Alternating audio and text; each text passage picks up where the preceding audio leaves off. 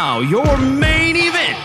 Introducing the hosts of Wrestling with Freddie, Jeff Dye, and Freddie Prinze Jr.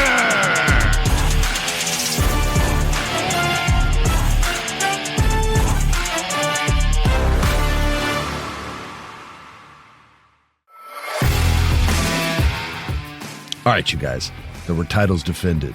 There were big returns. A main event filled with chaos and blood and new ear piercings. And one brutal attack to end it all. That kind of mean in general. Let's go through the card match by match in order. We're going to tell you who won, how they won, what it means, and our feelings, our thoughts, and maybe a little rating on how the pay. I don't like doing ratings, but maybe we'll rate it. Ratings are weird to me. Unless we're doing like a rated R, a rated PG. That'd be a funnier rating. Anyway, I listen to opinions all day, but the second they start going 8.5, then for whatever my brain starts arguing. But like they could rip it apart with their opinions, and I don't care. Yeah, I check out once math gets brought to the table. My brain's just like, look, we didn't do that well with this subject in school. I'm not interested in it as an adult. I'm done with your argument. If someone criticizes my girlfriend, this, that, and I go, yeah, you're right. And then they go, and she's a 7. I go, wait a minute, don't rate her. Don't give her a rating number. And she's a 7. I get mad when it's a number. Yo, that would be a great way to insult somebody, though. I got to bankroll that one. And your girlfriend's a 7. That sucks, dude. All right. We got a lot of time, so we're not in a rush. Jeff, how was your weekend, sir? Week was great. I went to Clovis, California to do some jokes on Friday. Then I was in Ontario, California all weekend at the Improv doing shows. They were all sold out. Everyone was great. I was very, very happy. It was good. It was a good week. California's a beautiful state.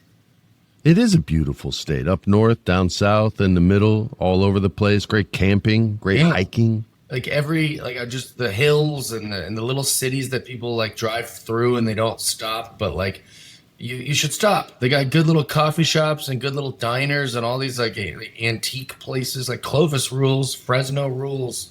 It's cool.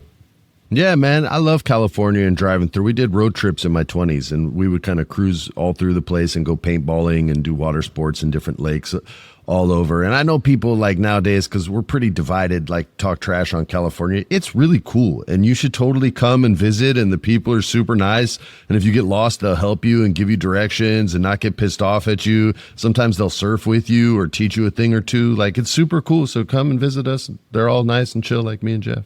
California's a 10. Yeah. Hey, don't rate it. Don't rate it. Let's get to the main card, people. We got Adam Copeland and Christian Cage, and Tony Schiavone wanted to say Edge and Christian so bad, and you could hear him almost say it. He was like, and now we have Adam Copeland and Christian Cage. And I was there with you, Tony. I wanted to say Edge, too. I'm probably going to say Edge. Yeah, I didn't blame him at all. I was right there with you, bro. I was holding your hand, and we got through it together. But it's awesome to see these guys back together. I think, some of the reasoning why they were going to win wrong, but I got the result right. And we'll talk about the tag team division in AEW later. And we'll talk about the stories that they're giving us, and not just in the ring, but they're giving us stories to get into these matches, which I like very much because I'm old. But we had Copeland and Christian with, it's so hard not to say Edge, with some great chemistry in the ring and like tension between the two. Are they on the same side? Are they not? Bryan Danielson was there, and he was like adding to that, like, I don't know. He wasn't reaching as far as he could reach. Maybe he doesn't like Copeland, and all like trying to like make it a little more tense. But super fun match, and the finish was really, really cool. And they didn't even look at each other. They just knew what the other one was doing. Like, the timing was so sweet, and it's awesome to see Edge get big wins. And then he's a hugger, but Christian's not a hugger. He's like, no, come on, don't hug me, son of a bitch. Just shake my hand. He's like, all right. You're my asshole, buddy. I love you. And he shakes hands, and this will move them on. They can't deal with the Nick Wayne storyline right now because he got freaking hurt, and they couldn't lose that match because then that ends it for Nick Wayne. There's no reason for him to come back, you know what I mean? Because they're like, oh, we don't need you, Nick Wayne. So they have to move on to FTR and deal with them yet. But they're going to deal with FTR as non-champions, and we'll get into that match very, very soon. But I love seeing these dudes back together. It makes tag team wrestling so much more fun. You almost don't need a story because they have such a great history. You can just like remember all the shit they've gone through and be like, yeah, I totally get why they're here now.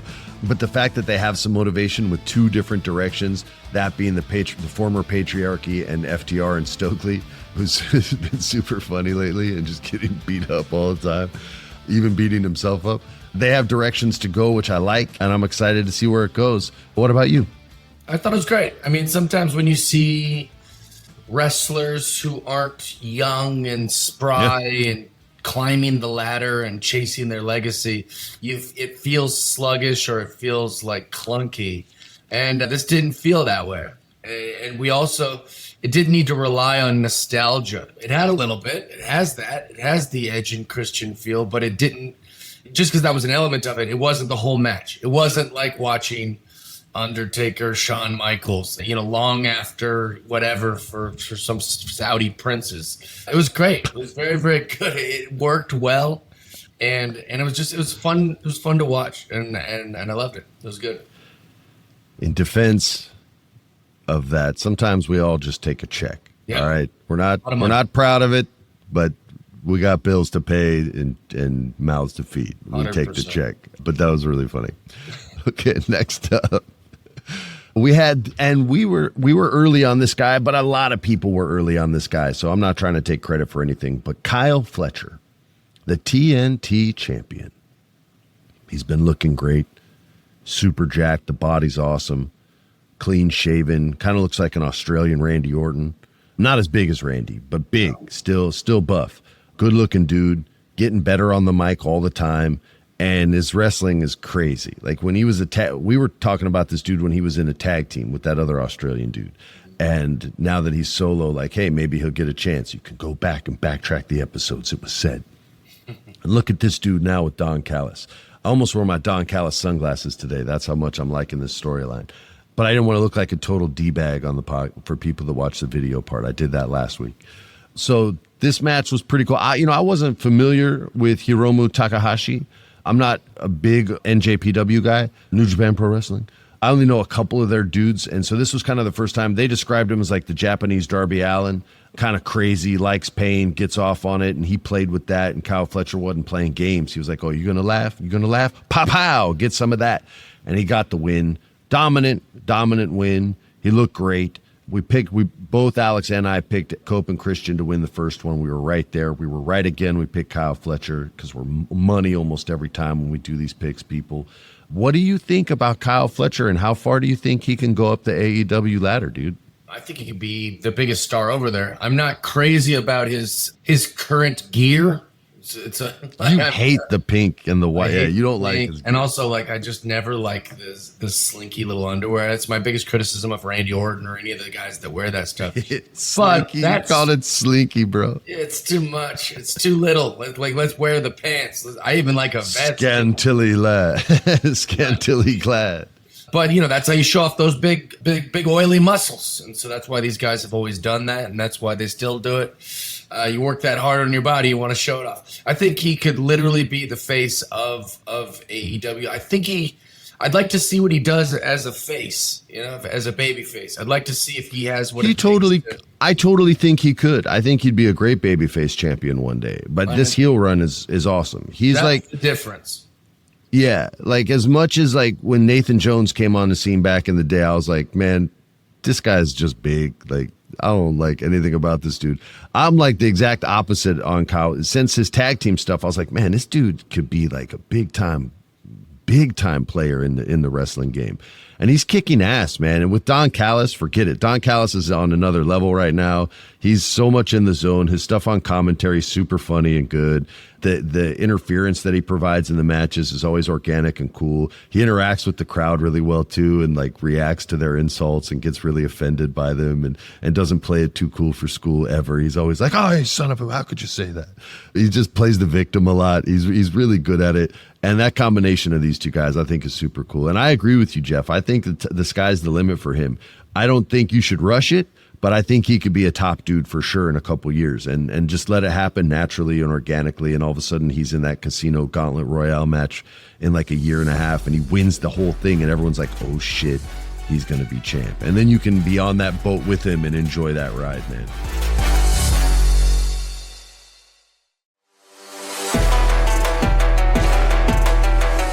Speaking of boats in Australia, I was on when we did Scooby-Doo, the whole crew had to go to this island, the whole cast and crew had to go to this island, and they offered us the wristband so you don't get seasick, and everybody was like macho and was like, I don't need that. This shit doesn't even work. And I was like, well, I'll take it just to be safe. And Sarah was like, yeah, they work. Don't worry. And so we're both wearing them. Everybody got sick, dude. I was holding both Rowan Atkinson's kids' hair like behind their head while they were puking off the side of the boat. Had to go help Linda Cardellini so she didn't fall off the boat while she was yakking off the other side. The director had these twin girls. They were barfing everywhere, not even over the side, just everywhere. Everybody was like that Stand By Me movie where there's just vomit all over the place. And Sarah and I are sitting at the bow of the boat like, this is the worst trip ever. So on the way back, I was like, yo, I'm chartering us a friggin' helicopter and we're flying back and we're not dealing with that nonsense. And the studio was like, you can't do that. If there's an accident and we lose you guys, then, you know, it's an insurance thing. And I was like, all right, fine. We won't do it. So I just booked on it. The boat. I booked it for an hour earlier so they wouldn't know. And we just got there an hour early and jumped on the chopper and flew fucking home. I didn't care what they said. And we lived, Jeff. So it was all good. But anyway, please continue. That just reminded me of Australia and boats. Sorry. And I'm going to Australia at the end of the month. For work? Yeah. They're going to love you down there. I told you when I was shooting down there that they were going to just after like talking to the dudes in restaurants and like the waiters and like other, because I was there alone for a little while. So I just talked to random people. I was like, oh, Jeff, I remember texting you this. I was like, you'll kill down here, dude. The first thing I thought of was you when they booked it. Oh, no way. My friend Freddie showed me a giant ass spider and I'm not very excited about the bugs. That's all I've been thinking about is the spiders. Yeah, that part's not good.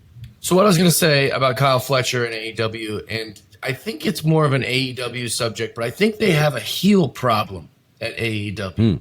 Where, and correct me if I'm wrong, comment on the podcast, message me, DM me, at me on these social medias about what you think about this. But it seems like AEW is so edgy, and it's so new, and it's so like cool, and like I feel like it makes, because it's edgy, everyone is like a heel. Like every wrestler is just super I badass. See what you mean.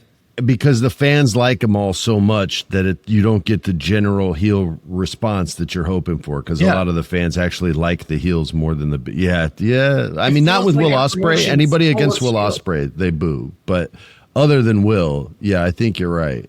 Because even MJF, although this run it was better for them not cheering him so much, but the last time he was a heel, like a shithead heel, they were loving it. They were like, he's our asshole, like he's our scumbag. All the stars are like edgy, badass dudes, and that's great. Hangman burned Swerve's house down. He's a babyface champion, right? Bobby Lashley, heel. MJF, always a heel. John Moxley, very aggressive. Like they're all like aggressive heels. They're cool heels. So they're cool heels, yeah. We get mad when people beat up Darby, and we get mad when people beat up Will, but that's about it. When we think it's unfair or something, when it's like four guys doing it, but like other than that. Yeah, that's pretty good, man. I mean, Moxley gets a lot of love, but he also gets the most hate too. But he's like their biggest dude. But yeah, that's a good point, dude, because it's so edgy. It's like everyone's Han Solo. Everyone's the coolest guy in the movie. Nobody wants to be Luke Skywalker because that role's boring. Han Solo's the one that's like, And there's Luke. There's a lot of C-3POs, right? You've got the Orange Cassidys. You've got the Danhausen. Don't compare Orange Cassidy That's what to they are. C-3PO. They're not like faces. Orange Cassidy, Danhausen. What's that one girl who does a crazy thing? Like they're like these kind of like fun, lovable things, but they're not really like fun, lovable things. Star heels. Or sorry, they're not really like the star like faces like John Cena or something. I love it. I friggin' love it. All right. We're moving on, man. Kyle, the moral of this story is Kyle Fletcher's badass. Yeah. Mercedes Moné versus Alex Windsor versus Persephone from CMLL versus Bozilla, who I had never seen. She's 6'1", super big. Her dad was a wrestler, but I wasn't familiar with him. And she's like 21 years old and just a friggin' nightmare in there. And this was going to be, to me, the hardest match or the easiest match to call because I didn't know most of the people outside of Mercedes Moné, and she ain't losing it randomly. Like, it's going to mean something when she loses it. And Alex picked the same thing as myself. I'm sure Jeff would have picked Mercedes as well. But this was a cool match. And usually if it's more than 2 people, I'm like, or 3 people, I'm like, I don't know, it's a little too much nonsense. But it was really cool. Quick finish, not a quick match, but a quick finish. And Mercedes Moné, of course, keeps all her belts. Still, I'll give him this. I get what her story is now. Her story is the belts. To me, I would prefer a different story. So I'm not saying they don't have one. I'm just saying I'd prefer a different one. But she still wrestles badass. She's as good as anybody in the ring. All her moves are super clean. She protects people in there. She's super smooth. She's super cool. And she can act too. So I wish they would challenge her a bit more, or whoever's writing. Maybe she's writing for herself. Like, be comfortable with more discomfort and take more chances with her because I think she has the range to do it. What about you, sir? A big Mercedes Moné fan. I love everything she does. And even right now where it feels like, we don't talk about her much because she's over at AEW. I think she's the best. And I hope she comes back to WWE. That's my hope. A return. Well, she's making so much money, she ain't going back. They're cutting salaries left and right, or trying to. They're cutting salaries left and right with these wrestlers, and the wrestlers are like, all right, go ahead. At WWE, they're like, you cut my salary, but then cut my dates. And all of a sudden they're like, yeah, I've heard that. Well, maybe you can keep your money then. But yeah, they want to keep their bonuses, so they're trying to make all the labor cut their friggin' salaries, which is dirty effing business. And the movies and TV are doing it too. It's super gross. You know what's not gross? British wrestling. British wrestling is pretty and pure. It's all about technique and leverage and submissions. And there's nothing gross about it. You don't have to bleed if you're in a British match. And this was the most British match I've ever seen in my life, unless there was a match with Regal and the British Bulldog. Then I guess that would be even more British. But this was pretty damn British, and I enjoyed it thoroughly. I picked Zack Sabre Jr. to win. I think everybody knew Nigel McGuinness wasn't there to win another world championship. He just loves the art of wrestling, wants to demonstrate that art, and got to do it with somebody that he knows, respects, and probably has a lot of love and admiration for in Zack Sabre Jr., being that next generation of wrestler. Super cool match. Love all the moves. Sometimes I'm always like, when they're in one of these moves, I'm like, dude, just punch him in the face. He'll let go. But not in British wrestling. In British wrestling, you respect the other man's hold, and you have to find your own form of leverage to escape, get out, and reverse the hold. Zack Sabre Jr. I got familiar with when they were doing the WWE Network, and they had that, like, I think it was the Cruiserweight Continental Classic or whatever they call it. No, that's AEW too, but you know what I mean. The light guys. He was one of them, and he put on great matches. And so I've actually seen some of his New Japan stuff because of that. And he's really, really awesome and put on a great match. I loved it. What are your thoughts on British wrestling, Jeff? I don't really know much about British wrestling, if I'm being honest. You do now. Don't really know. Don't ask me about British wrestling. I have no takes. What about British Spies? How's your 007 trivia knowledge? Outside of GoldenEye, very bad. Oh, the video game, because you probably played the video game. All right, so Jeff's anti-England. Yes, you're anti-England. You choose not to learn, even when people give you information. You're like, no, I don't want to hear about it. Okay, I'm from Kent, Washington, which is named for Kent, England. I know that. That's nice. And the first time they ever booked me to play in England, they sent me to the Isle of Wight, which I thought, this is coming off real racial, just sending me to the Isle of Wight. But it was a racist show, nice. And I loved it there. All right, I take it all back. Those are all the England things I know. That said, how'd you like the old guy versus the young guy? That I can speak on. I thought it was absolutely great. I felt like I was kind of learning about these guys for the first time in a way. It was great. It was a great match. I like the stories where it's the old guy giving it one more good shot, because it reminds me of like Jimmy Connors in the 80s with Wimbledon, when all of a sudden he was like not even ranked, and he starts beating all these guys. And I think he made it all the way to the quarterfinals, and people were like, every match they're like, this will be the one he loses, and he'd find a way to win. This is the one he's going to lose. Now, I just watched F1 last night, and that's the exact Oh, did you? Is that the story?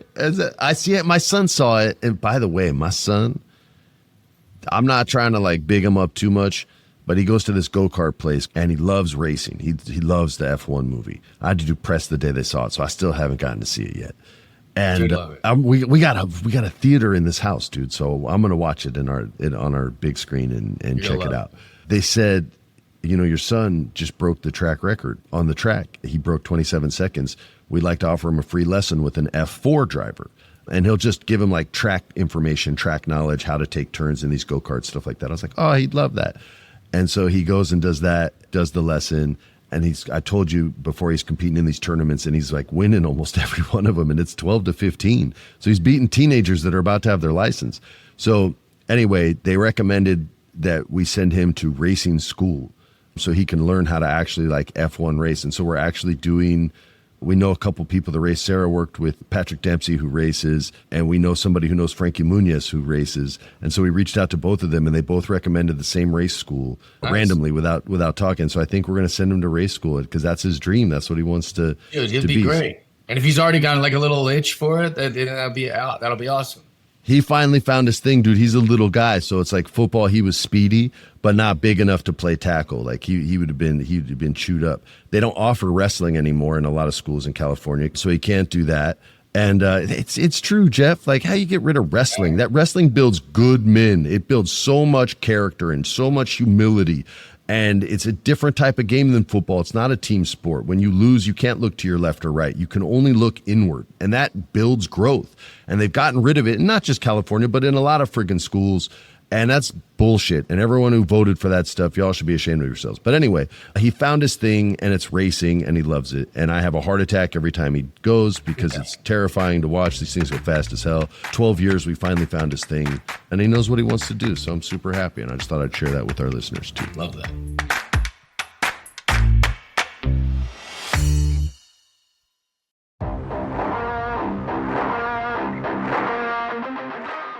The biggest upset of the night, and my first wrong of the night, was Brodito versus the Hurt Syndicate, the champs. Come on.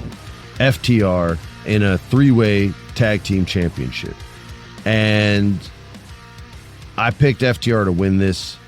So did Alex, because I thought the storyline would be then Edge and Christian, or Cope and Christian going after the championships for like one last championship run against FTR, who tried to kill Adam Copeland, right? So I got the whole story wrong, and I got the match wrong. And Brodito gets the upset, which turns their whole tag team division upside down and kind of resets it and gives everybody an opportunity to kind of have a new story, which is smart and cool. I just wish I would have been right, so I'm pissed off, and I think it sucks. No, I'm just kidding. Super fun match. Brody King is awesome. And the match was really, really solid, man. I friggin' love Bobby Lashley, and I hope he goes after the world championship once MJF gets it. And we'll get into how wrong I was on that one, too. And I should have just picked Hangman. I'm so stupid. But anyway, what'd you think of the 3-way tag team championship match?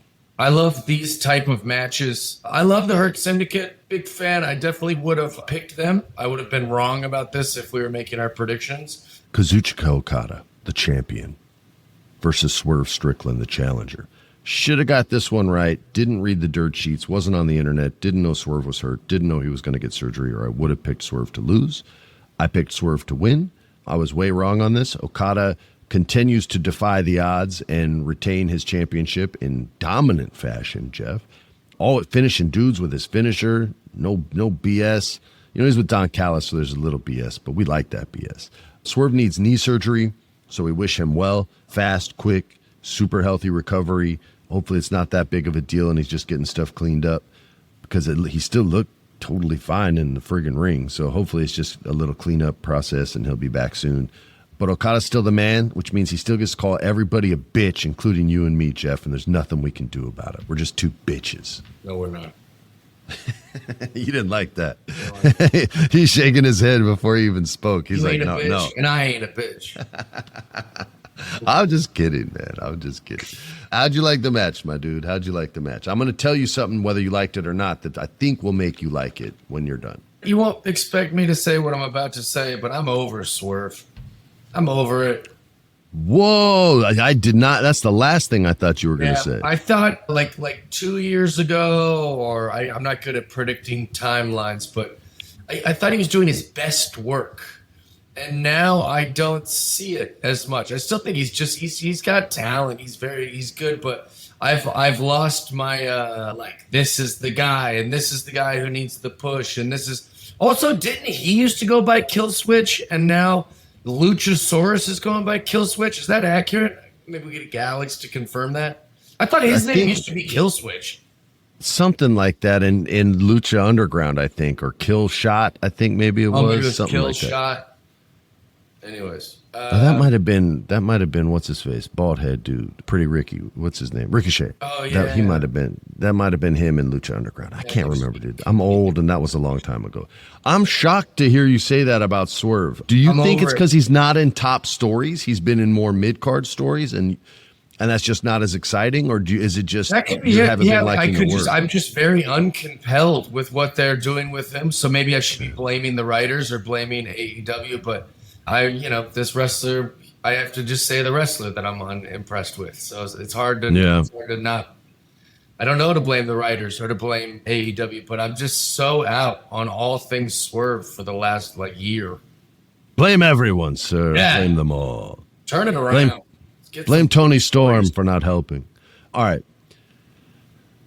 So now I'll save that for when I think it's going to happen. All right, moving on. Timeless Tony Storm, the champ. She took a beating in this match. She took on Athena, and she had to go to a little chicken wing in order to little boneless chicken wing, or no, it was probably a bone-in chicken wing. Super spicy, got the tap, but she was getting whooped on, and Athena was talking smack and throwing it around and letting people know it's her time, and she was too cocky, and she got caught in the submission after a wicked beating. Tony Storm came out with the old school makeup. She almost looked like a mime out there, or like Charlie Chaplin in his first movie ever. But she got the victory. She's transcending from this Marilyn Monroe to silent films. That's what she's kind of. No more promos. Backwards. Just holds up a card that says what she's thinking. That'd be amazing. I mean, they already black and white her. They might as well. So she got the win. Our producer, Alex, foolishly chose Athena. Oh, how could you choose it? She's my friend, and I knew she was going to lose. You're not beating Tony Storm. Not today, not tomorrow, not for quite some time. The right challenger has not come along quite yet. Could be Jamie Hayter, who made a return. We don't know. Could be. Could be they had, what's-her-face, Isla Dawn. Isla Dawn made her return. Could be her. You don't know if you build her up the right way. But the right girl's not out there yet. I made you guys a lot of money until this match. Now, let me just say, if you listen to the episode, I struggled with this one. And I should have gone with my gut, because why would Hangman lose his championship right after he won it? What? What kind of crap booking would that be? Well, you know who crap booked that? Your boy. All right, because I picked MJF. I got stuck on the story that I want to see happen because I want to see a Bobby Lashley versus MJF match, and we don't see that unless one of them's champion. I don't think you're going to get a number one contenders match. I don't think you want to waste that first time on a number one contenders match between the two of them on TV. You want to save it for a pay-per-view, first time ever, and then get them in the ring. And I got caught up on my own booking so much that I outbooked myself, and I ended up booking like crap and looking like crap. I booked it and I looked it. And it hurts, and I'm sorry I was wrong. I should have believed in Hangman. To be honest with you, I did. I knew you were going to win.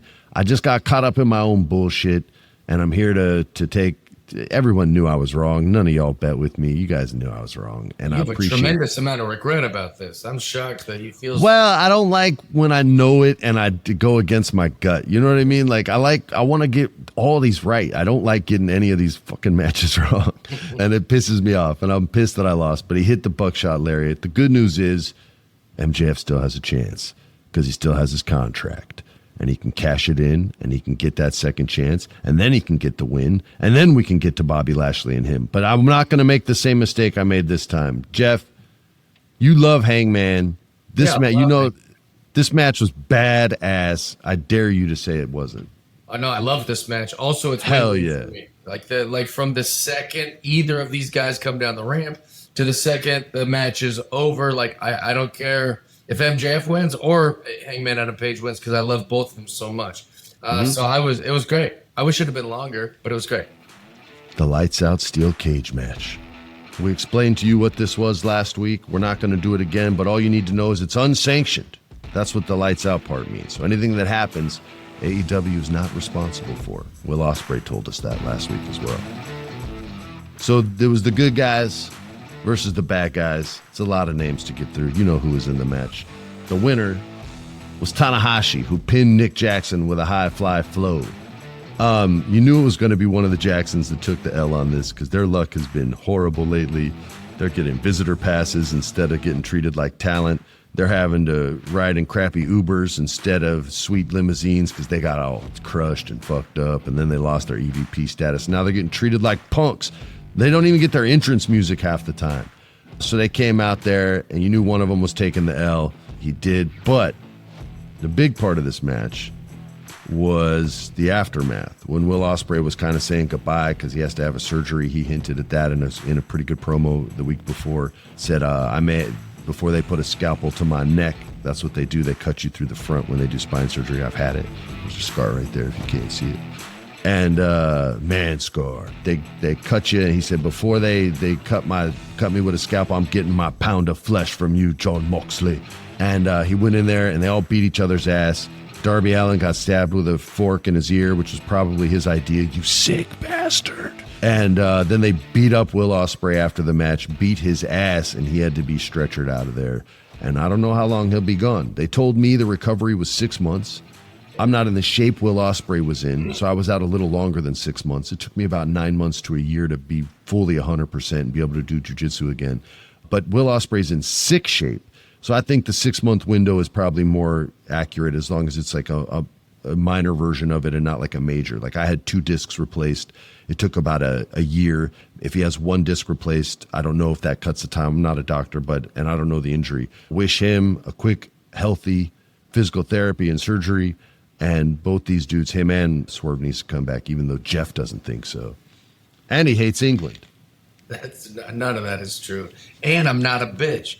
This is the Jeff Dye type of booking that would be every match in these events. If I was in that writer's room, I love the idea of a giant cage match of any sort. Also, you already touched on it, but can we knock it off with the forks and the ears and the sticks with the? I just started getting into it. Now you want to get rid? I was the one preaching. No, I like all that stuff.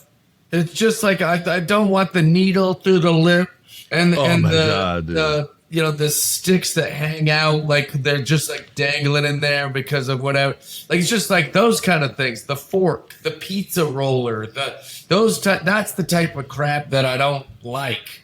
I love tables. I loved seeing the 4 tables stacked. Oh my God, bro! They almost missed them. Oh my God! I'm never gonna get tired of those spots, and I don't even care how clunky they're set up. Let's just do it. Tables, tables, tables, chairs, chairs, chairs. I don't need you to be reinventing the wheel with all this fork and pizza roller crap. I like the classic stuff, but give me more of it. Bring back the pile driver. Bring back the chair shots. That's the stuff that I like. But it was great, great, great match. I think Darby Allin is the most underrated professional wrestler that's ever lived. Yeah, you got some big love for him. He's got a lot of respect, man. He takes a beating better than anybody out there right now. Oh man, why aren't there why doesn't everyone wear Darby Allin t-shirts and have Darby? Because everyone knows he's good. I'm saying he's underrated. I just don't think he's as popular as he should be. But he is. Everyone gives him his love. But I think he should be the most popular wrestler in the world. Here's the wrap-up segment, Jeff. We had big returns from Hayter and Wardlow back from American Gladiators. Excited to see that. I loved American Gladiators when I was a kid. Love Wardlow. Yeah, right. Only one title changed hands. Brodito capturing the tag gold. Mercedes and Tony Storm continue their reigns. The Ospreay and Swerve storylines leave us with us needing and missing them, but they'll be back soon enough. The Death Riders still look strong and evil, which is good. MJF's contract still in play. Wardlow with Don Callis. Hello, success. That's just, Don Callis is Canadian for success. And the women, I don't even know if he's Canadian. And the women's division stays hot with a lot of contenders being built up. And that is the show. Tune in to tomorrow's show, Thursday's show, Unsanctioned, where we're going to go over the Clash in Paris. That's French for Paris. You didn't know I spoke French. Very excited about the Clash. And we will see you guys then. On behalf of Mr. Jeff, I'm Mr. Frederick. Peace.